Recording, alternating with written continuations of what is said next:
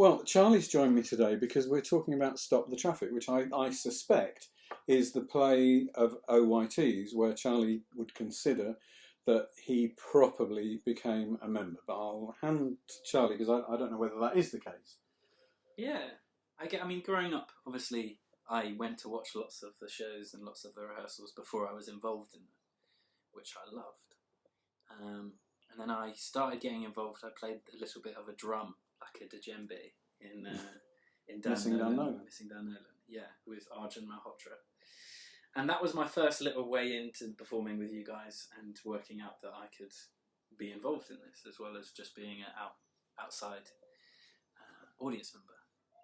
Then there was lots of opportunity for me to get doing physical work with you, and a lot of your work, I guess, was very verbal, but there was that side of the people being set with their bodies. What do you making set body props, body scenery. Yeah. So there was a lot of that, and that really intrigued me. The kind of physical side of. Can you remember specific ones? I remember we just did, for example, in Arse and About, when we played with that, it was just in educating me about body props and then obviously taking that into... So when I was writing Arse and About, we tried, because I was thinking, it went on tour professionally, and I wanted to try a fairground scene that was to see whether I could make a scene that was written for a big number of people, work down for a group of 4, and you were involved in that trial night, which also happened to be the night when we'd got a video camera, so it's on video, it's on my YouTube channel. So that does exist, but not the one you were in. We did a 4-person and then a big one, and you were in the big one. Yeah, that was cool. So, and then Graham, which was probably the biggest before this, the biggest production I was involved in with you guys. You've ignored sequin suits. I've ignored sequin suits. Clearly, that is just on a different level of performance. I wasn't really much of an ensemble character in that. You certainly weren't. No. I was very solo, hidden under a box for the whole show. So but what an entrance! What an entrance and what an exit! But I didn't really see anyone else in that show. So Graham was really nice because there was the physicality of the blindness, and that was a real interesting thing to explore physically and to play with and to have fun with. You know, this very serious situation, but also finding the fun and the opportunity in it. And so with this show, with Stop the Traffic, there was a new opportunity. You've just also been involved in this? Yeah, so Dad asked me to find a play that I wrote with Danny Sturrock and Gemma Priestley and Shannon Kruger. And this was The Girl Who Never Was. And this is the play that never was, because I can't really remember much about this. Much is wonderful. But it was commissioned by Longman to become a GCSE play as part of the Oaklands play with Granny and the Wolf. And it was part of 006, and you'd said to me you wanted to talk a little bit about it. Yeah, 006 was kind of the, I guess like a little cousin company of OYT, which allowed members to put their own umbrella up and have their own little marquee of a show. And that was really exciting for me, that you didn't have to go through the official kind of like corridors. You could go into tiny little ones and take a group and create a show, and then and you'd work absolutely on it. I was nothing to do with it. Yeah, and that was really fun to have complete control over. We always had quite a lot of control anyway in OYT, but yeah, it was lovely to have that empowerment to go off, do your own thing, come back, and it will be supported by the people around you. And I think going forward in the work that I do, that's been a really wonderful, that there's that possibility that if you have an idea, you just do it, and there's people to support you for that. So that's lovely. So then we come to Stop the Traffic, and of course the undercurrent of all of this was that Oaklands was being taken over by Oasis, so all of that was going on during this time.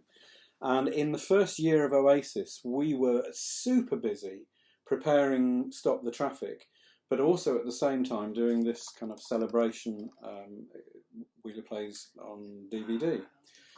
And you were involved in the Arse and About fire scene in that, which is on YouTube. You can see that, and it's also on this. and you were working with Matt Savage, who came to be involved in Stop the Traffic, who did a scene in Kill Jill where he wanted the body prop people to become completely, what do you call this thing? I don't think they need a word for that. Like Locking. Body popping. Yeah, body popping. And Matt wanted to do a scene that was just complete body popping with Kill Jill. So he did that. And the first mention of Stop the Traffic comes right at the end of this, where we'd been meeting for a year on this point, and developing scenes. And one scene that had worked particularly well was where I can remember that we had 3 really good body poppers. There was Charlie, there was Matt Savage, and there was Becky Wiltshire, all of whom were superb at doing this. And I said, wouldn't it be amazing if we could do the Predators in Stop the Traffic, and have them permanently as body poppers, not body proppers, body poppers. And at the end of this DVD is Work in Progress, which is the opening scene to Stop the Traffic. Yeah, it's the very final thing. So do you want to talk a little bit about that scene? Yeah, it was really exciting when you gave that idea of these predators. We didn't really know a lot about these predators, obviously, and you don't know how to portray the kind of baddies in shows, I guess. So what was really lovely about that is it gave a vocab completely and securely, and then it kind of closed a lot of the perimeters but opened up so many others to give us, right, okay, that's all you're going to do. What can you do with that? And it was a limiter, fun. wasn't it? That gave you an opening creator. Yeah, kind of restricting right at the beginning so that we could find where we were sat together, and then it could really explode. And yeah, we chose a track, I think a Bjork track, that was very kind of a bit Bill, and it was very dramatic as well. We liked the depth of it and the kind of heaviness, because obviously what we were dealing with was pretty heavy subject.